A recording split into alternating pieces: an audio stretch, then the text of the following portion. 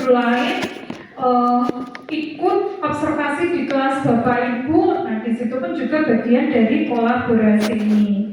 Kemudian level kelima, ini yang level paling tinggi Bapak Ibu, membimbing rekan sejawat. Misalnya nih, mau membuat bidang datar, gitu ya, bidang-bidang datar akan mengenalkan dari segi 3, segi 4, segi 5 dan lain-lainnya. Bapak Ibu membuat peraganya ya dengan menggunakan aplikasi Matigon. Nah, ada yang belum bisa, Bapak Ibu membimbing teman tadi. Oh, cara menggunakannya seperti ini loh. Itu bagian dari level 5, membimbing rekan sejawat. Nah, ini Bapak Ibu. Bapak Ibu saat ini ada di level mana? Ya, minimal di level 2 nih, karena sudah menerapkan di kelasnya masing-masing dari materi-materi yang sudah Bapak Ibu pelajari, baik dulu sewaktu kuliah maupun ketika belajar secara mandiri. Nah, itu tadi nih Bapak Ibu. Kemudian detailnya ini ada buku terkait panduan implementasi kompetensi literasi dan numerasi untuk guru pendidikan dasar. Jadi jangan berhenti belajar Bapak Ibu ya. Kalau anak-anak pengen pinter ya, kita sendiri harus sering membaca. Oh, ini ada informasi apa ya, ada update apa. Oh, Pak Joko mungkin ada update informasi lebih, ya udah dia share materi apa, kita download, kita baca-baca. Di panduan ini Bapak Ibu ada terkait dengan literasi ya, definisinya. Kita membaca isinya dulu, nanti Bapak Ibu ketika waktunya longgar monggo bisa dibaca lebih detail karena bahasan kita hari ini poinnya bukan di sini. Kemudian ada lagi terkait dengan numerasi ya, pengertiannya. Kemudian cakupan kompetensi, di sini bagaimana Bapak Ibu menciptakan lingkungan belajar yang kaya akan literasi numerasi. Jadi anak-anak ketika masuk ke kelas, masuk ke sekolah itu ada sesuatu gitu loh Bapak Ibu. Misalnya kira-kira ruangan ini ada penguatan literasi numerasi nggak Bapak Ibu? Menurut Bapak Ibu ada nggak? Ada. Bagian mana? Gambar-gambar ya. Ada lagi tulisan, ada lagi bentuk-bentuk ya. Ini ya termasuk ya pola. Nah, tapi itu untuk kita. Ya, maksudnya yang dewasa. Tapi bagi anak-anak sesuai levelnya, anak kelas 1, kira-kira kalau masuk ke ruangan ini ada sesuatu yang bisa dibayangkan sehingga mereka tambah kebahasaan dan tambah terkait numeriknya nggak Bapak Ibu? Ya, mungkin perlu rangsangan lebih gitu ya. Kalau sebenarnya guru kelas 1, guru kelas 2 itu bisa mengkondisikan ruang kelas itu sama seperti tidak jauh berbeda dengan ruang kelas di PAUD. Karena kelas 1, kelas 2 sampai usia 8 tahun itu masih masa transisi ya, masih berada di fase pondasi. Jadi kalau tadi Pak Joko cerita kelas 1 masih di sini pada lagi rapat, kita gunakan kegiatan, mereka masih lari-lari, ya nggak apa-apa karena mereka masih di usia fase pondasi tadi Bapak Ibu. Mereka akan belajarnya itu ya melalui bermain tadi. Contohnya tadi ya, ini kursinya ini rasanya gimana toh Bu? Gitu ya. Dia tanya dulu tadi, coba dicoba. Enak ya gitu. Aku mau turun.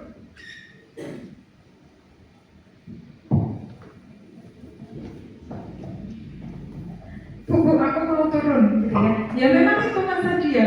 Tapi mungkin ketika sudah di kelas 4, kelas 5, anak tadi malu mungkin ya, bahkan ingat kok dulu gitu ya, bahkan kita pun dulu mungkin juga seperti itu, begitu Bapak Ibu.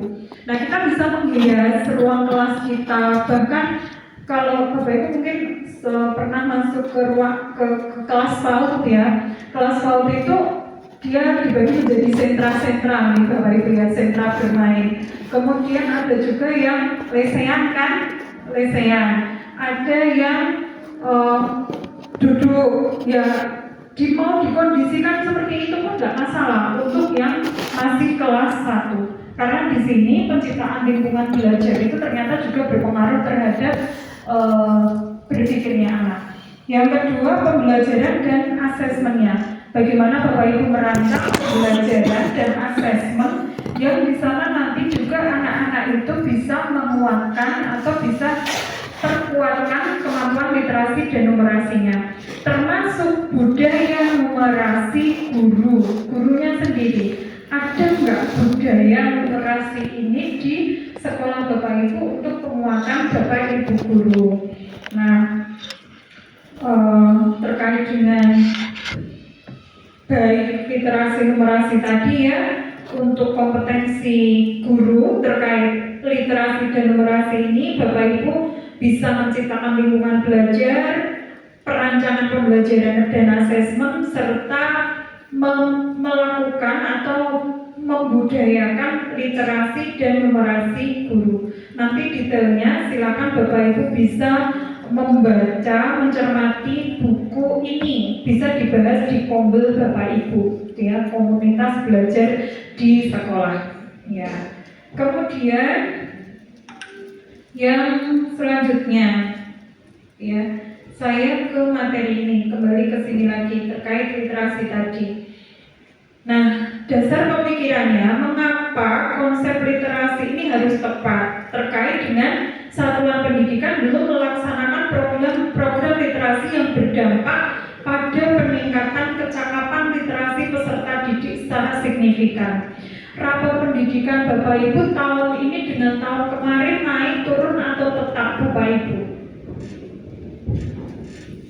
Naik turun atau tetap? Ada yang belum mencermati rapor pendidikan? Ya Allah, saya jauh-jauh dari Jogja loh, telepon relatif jauh. Sedih Bapak Ibu. Ya. Turun? Ya, turun ya. Oke, saya asli Wonosari juga Bapak Ibu, dari Sodo ya. Mungkin kalau ya, ada yang pernah nggak? Ibu Wareng. Saya sebelah SD persis orang tua saya, orang tua.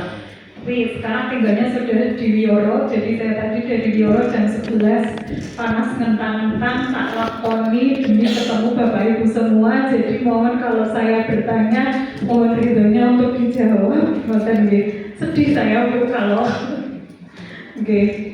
Baik, saya lanjutkan. Tadi gimana rapornya? Naik, turun atau tetap? Turun. Oke. Nah, ini ada yang rapor di sini tadi, ada salah satu SD-nya mana Bapak Ibu? Coba kita lihat. Wareng, saya buka untuk yang Wareng dulu. Ya, Muhammadiyah Wareng Wonosari. Ya. Capaiannya literasi sedang. Dari tahun lalu ini naik, kemudian kalau dilihat, jadi dikategorikan dari semua SD yang ada di Wonosari, di Gunung Kidul ini, Bapak Ibu itu ada di kelompok yang ketiga. Ya, kan kelompok 1 sampai 20, bukan 20 ya, tapi persen. Pencapaian seperti ini termasuk kategori yang dimana? Jadi kalau dibuat kelas-kelas, kelas 1 sampai 20%, 21 sampai 40%, 40 sampai 60%, 61 sampai 80%, 81 sampai 100. Maka tadi literasi itu ada di kelas yang keempat, gitu ya. Kemudian untuk kompetensi literasi, nah, sudah pernah diajak membedah rapor pendidikan Bapak Ibu? Belum ya. Baru persol naik atau turun gitu ya. Nah, karena saat ini rapor pendidikan itu tadi digunakan untuk akreditasi, maka kita perlu tahu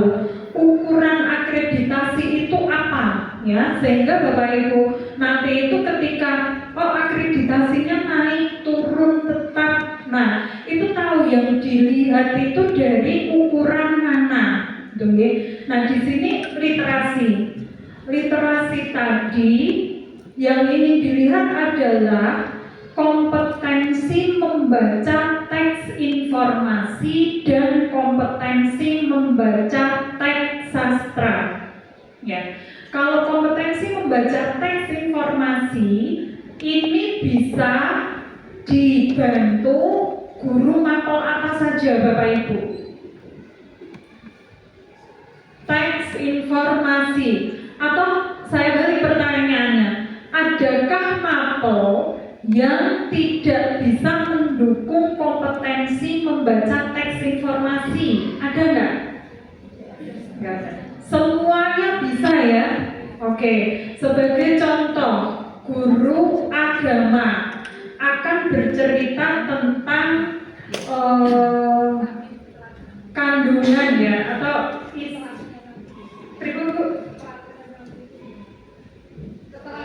keteladanan Nabi. Maksud saya tadi misalnya surat apa, kandungan surat tersebut gitu ya. Ada nggak informasi yang bisa diambil dari materi tadi? Ada. Contoh lagi, seni budaya ya, prakarya akan menceritakan tentang berbagai macam batik. Ada nggak kompetensi memahami informasi? Ada.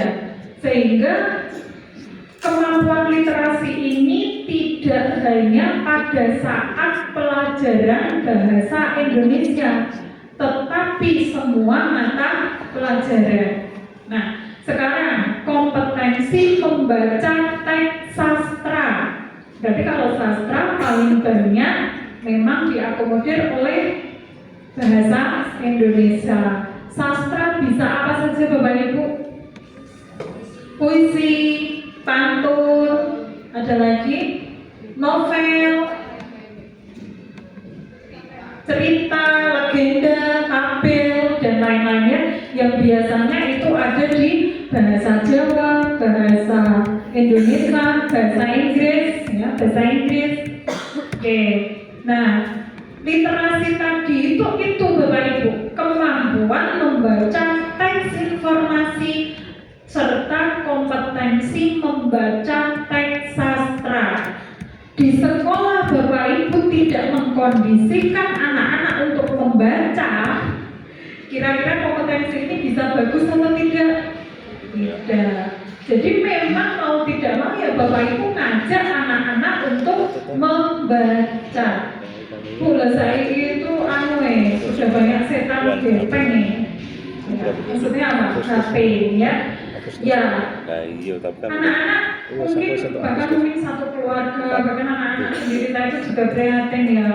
Bayi-bayi SD, bocah-bocah SD nongkrong di jalan, di pertigaan gitu ya, bawaannya HP gitu kan. Dan itu kan tidak terkondisikan di Bapak Ibu. Nah itu sebenarnya bisa Bapak Ibu maksimalkan. Contohnya dengan apa? Ya membaca itu tidak harus dengan buku. Bapak Ibu misalnya capture misalnya Bapak Ibu baru di warung gitu ya, di warung martabak, terus difoto, dikirim ke anak-anak, terus ditanya, kalau ibu punya uang 50.000, kira-kira ibu bisa beli jenis yang mana saja? Bisa nggak Bapak Ibu? Bisa ya.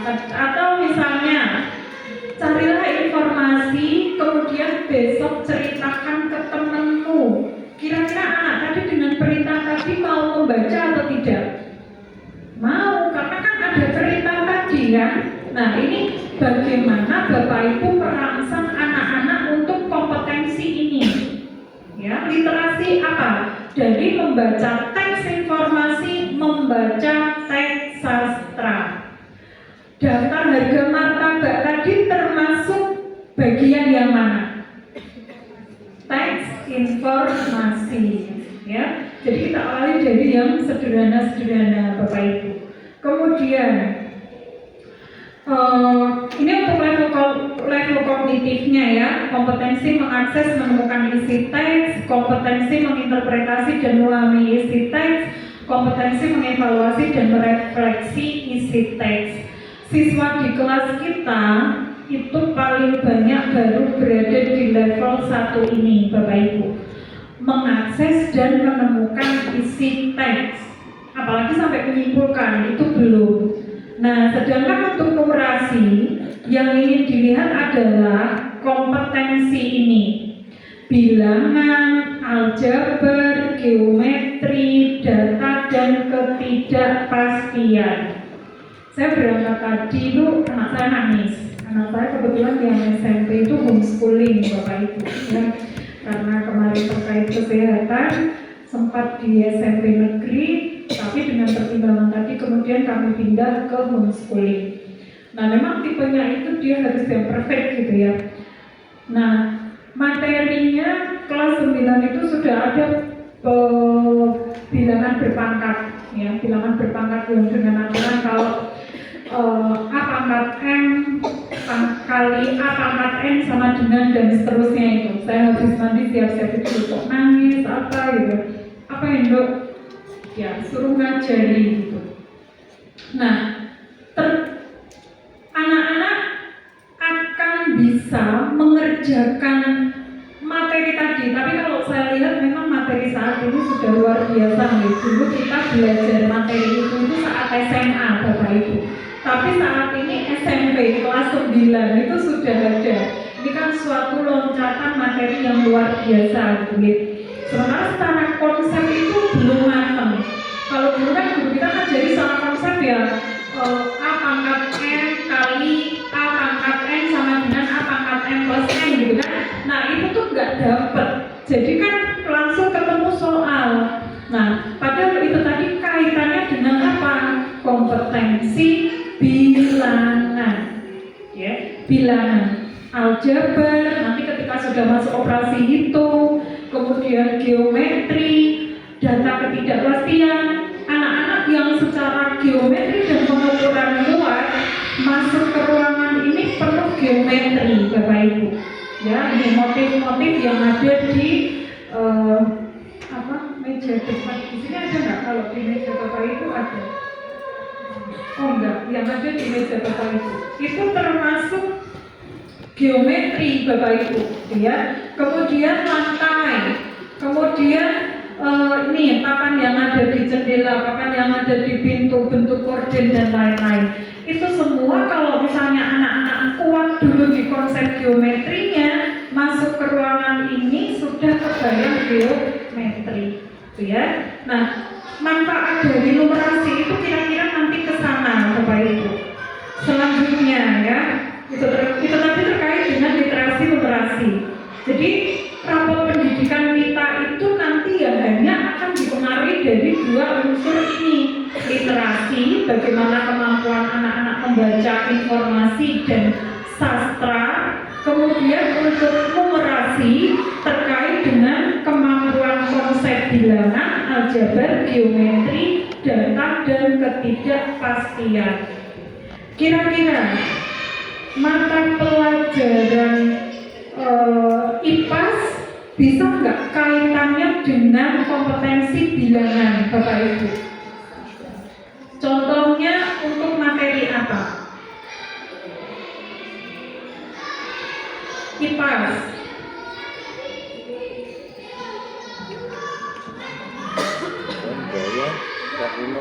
Oh ya, jumlah penduduk bisa. Ada lagi ekosistem, fotosintesis, ya. Ada berapa komponen untuk terciptanya, untuk dapat terjadi fotosintesis.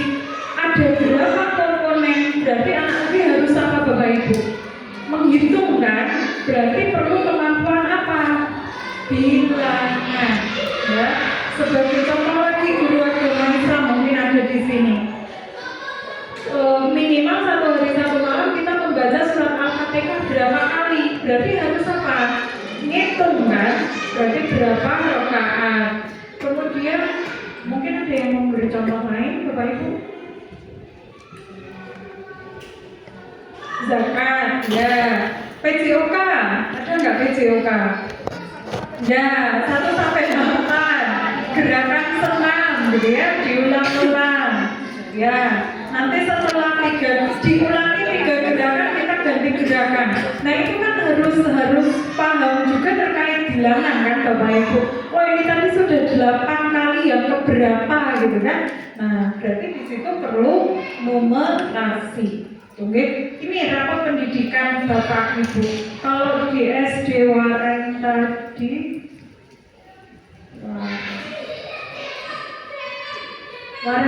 untuk numerasinya sedang, dari tahun lalu naik, masih ada di kelompok yang keempat ya Bapak Ibu.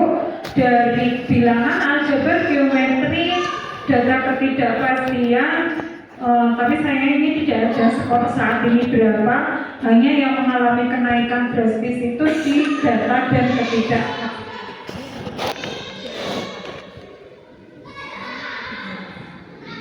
Oke, saya lanjutkan Bapak Ibu terkait dengan materi ini. Oke. Kemudian saya skip karena waktu kita terbatas. Mungkin Bapak Ibu bisa menyampaikan kalau pernyataan ini benar, Bapak Ibu angkat tangan kanan. Ya, kalau Bapak Ibu pernyataan ini salah menurut Bapak Ibu angkat tangan kiri. Ya, aturannya seperti itu, gitu ya. Pernyataan 1. Literasi tidak hanya baca tulis. Benar. Ya. Ada yang kiri? Tidak ada ya, kanan semua ya. Oke. Ya, ini betul ya. Karena literasi ini memang tidak hanya membaca dan menulis, tetapi termasuk mengijak.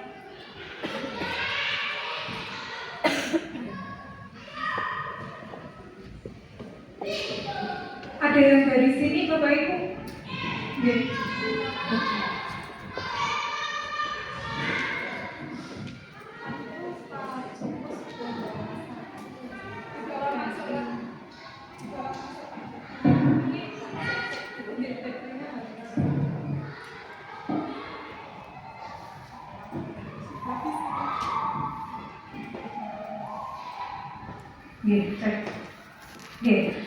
Tapi literasi ini termasuk kemampuan dan praktek seseorang dalam memahami, menganalisis, merefleksi informasi dalam teks, membuat koneksi antar informasi, serta menyajikan gagasan secara terstruktur, analitis, kreatif, dan imajinatif. Literasi juga mencakup kemampuan memahami pesan dalam tanda non-linguistik lainnya seperti gambar, gestur, bunyi, alam, dan lain-lain. Contoh tadi, Bapak Ibu ketika pernyataan ini benar, angkat tangan kanan, ya. Kemudian jika salah, angkat tangan kiri. Termasuk literasi enggak itu tadi Bapak Ibu? Iya. Karena dia merekam informasi yang didapat, ya. Selanjutnya, pernyataan yang kedua. Teks untuk kegiatan membaca atau pembelajaran tidak hanya teks tulis. Benar atau salah? Benar. Ya. Ada yang masih ragu-ragu sehingga tidak angkat tangan. Ya, baik ya. Betul ya, tidak hanya teks tulis berdasarkan kalimat yang pertama tadi, tetapi juga visual, aural, audiovisual, gestural, spasial, ya. Sehingga Bapak Ibu ketika menyampaikan intonasi itu juga harus jelas untuk anak-anak. Anak-anak sekarang itu kosakatanya banyak, tapi belum maksimal artinya apa, termasuk bagaimana cara menggunakannya. Kadang anak saya yang kecil kan kelas 5 SD nih Bapak Ibu, itu ada gerombolan ini. Wah, tadi juga ada gerombolan. Terus nanya, Bu, gerombolan itu apa ini? Ya, padahal kalau Kalau Bapak Ibu mungkin kemarin sudah Bapak menyampaikan ya, untuk modul ajar lengkap yang versi lengkap, salah satu lampiran itu kan ada daftar istilah ya Bapak Ibu, daftar istilah. Nah mungkin itu Bapak Ibu juga bisa ngiteni tiap hari. Hari ini saya mau menyampaikan informasi apa? Apakah ada kosakata yang baru dipelajari atau didengar anak-anak hari ini? Ya kadang asumsi kita mungkin mungkin kan di luar pernah mendengar ketika dengan teman-temannya, dengan orang tuanya nonton YouTube, tapi yang kita asumsikan adalah dengan kita. Maka kita biasakan ketika itu adalah kata pertama yang kita sampaikan ke anak, maka Bapak Ibu sampaikan artinya apa. Sebagai contoh, hari ini kita akan belajar antonim dan sinonim, gitu ya. Nah, sampaikan ke anak-anak, antonim itu adalah lawan kata. Ya, ulangi Bapak Ibu, sehingga anak-anak nanti lama-lama itu akan terbiasa. Jadi ketika Bapak Ibu, antonimnya siang apa, gitu ya, itu anak-anak langsung cepat karena sudah tahu tadi bahwa antonim itu adalah lawan kata. Okay. Kemudian program membaca, ini pertanyaan yang ketiga, siap-siap kanan ke kiri. Program membaca di sekolah bisa menggunakan buku atau bacaan apa saja? Ya, sepertinya ini sudah lebih serempak dari tadi nih Bapak Ibu. Ya, serempaknya ternyata salah. Ya, pemilihan buku bacaan yang ramah cerna dan sesuai kemampuan membaca peserta didik menentukan keberhasilan program membaca. Bukan salah tidak salah ya, tapi tepat tidak tepat. Ini bukan berarti dengan menggunakan buku bacaan apa saja itu nggak boleh, itu enggak, tetapi tidak sesuai, gitu ya. Kan misalnya ya, anak kelas 1 kita berikan buku bahasa Inggris 100 halaman, kira-kira cocok nggak Bapak Ibu? Enggak, tadi makanya disesuaikan, gitu ya, disesuaikan dengan kebutuhannya anak. Gitu. Kemudian selain buku teks pelajaran, guru juga dapat menggunakan buku non-teks pelajaran yang sesuai dengan capaian pembelajaran. Mungkin Bapak Ibu di sekolah Bapak Ibu perpustakaannya banyak buku nggak? Banyak. Berdebu atau enggak? Tergantung petugas sih. Kalau berdebu itu artinya apa? Jarang terjamah ya, jarang terjamah. Nah, monggo silakan sekolah membuat program apa sehingga debu-debunya tadi bisa disingkirkan. Oh iya Bu, besok kami ada Jumat bersih. Ya, bukan program yang seperti itu ya. Artinya bukunya itu dimanfaatkan, ya, bukunya dimanfaatkan. Monggo bagaimana Bapak Ibu menyemangati anak-anak sehingga senang baca, ya, senang baca. Di sekolah Bapak Ibu program membaca ada apa saja Bapak Ibu? Pojok baca dilakukannya apa? Setiap hari istirahat. Anak-anak baca enggak?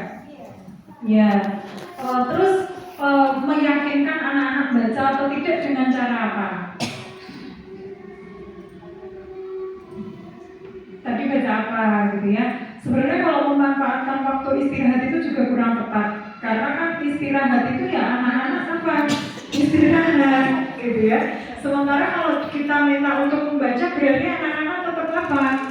Masa belajar gitu ya. Nah, mungkin bisa diluangkan waktu 15 menit atau kapan gitu ya, atau bisa dengan strategi lain.